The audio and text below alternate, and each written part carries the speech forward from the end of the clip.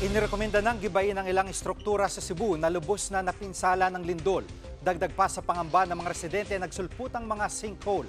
Nangunguna sa balita si Mon Gualvez. Mon, ano ba ang kinakatakot ng mga kapatid natin dyan? Jiggy, mas kakaba-kaba ngayon ng maraming residente dito sa Northern Cebu, hindi lang sa mga banta ng patuloy na aftershocks o pagyanig, kundi dahil sa mga nagsulputang sinkhole na mas lumalaki at lumalawak daw habang tumatagal. Gaya na lamang dito sa may barangay Luyang sa bayan ng San Remigio sa Cebu, kung saan palaki yung natagpuan daw na sinkhole. Nalubog na nga mga puno ng saging at iba pang mga halaman dyan. Nahulog na rin at nagkanda durog-durog ang bagong gawang banyo ng katabing paaralan. Ang ikinakatakot lang ng mga residente sakaling mas lumawak pa yung sinkhole, makakain na rin ito yung bahagi ng classroom sa tabi. Gayon din ang mga bahay na nakatirik naman sa lugar. Handa naman daw lumikas sa mga residente, lalo't patuloy pa nga rin kasi ang mga aftershock na lalong nagpapalawak pa sa mga sinkhole. Pakinggan natin ang pahayag ng ilan sa mga residenteng nakausap namin. Biglang lumaki. Siguro sa aftershock. May malakas pa kasi na aftershock. Ngayon lang ako nakakita ng sinkhole na ganito kalaki. Akala ko sa pelikula ko lang makikita, sir.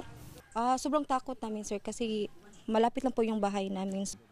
So handa ho kayo lumikas kung sakali? No choice po, sir. No choice po talaga. Kisa lang po kami yung mamatay. Samantala, Jiggy, marami ng struktura ang nirekomendang tuluyan ng ipagiba dahil sa tindi ng pinsalang tinamo matapos ang lindol. Kabilang na dyan ang San Ignacio de Loyola Parish sa Barangay Kawit sa Medellin, Cebu. Bukod sa nagkabasag-basag kasi ang gumuhong pader, natuklap din ng maraming kisame nito sa lakas ng pagyanig. Pinakanapuruan nga rito ay yung bahagi ng altar ng simbahan kung saan nagbagsakan ng samot-saring mga bato, kahoy at mga bakal.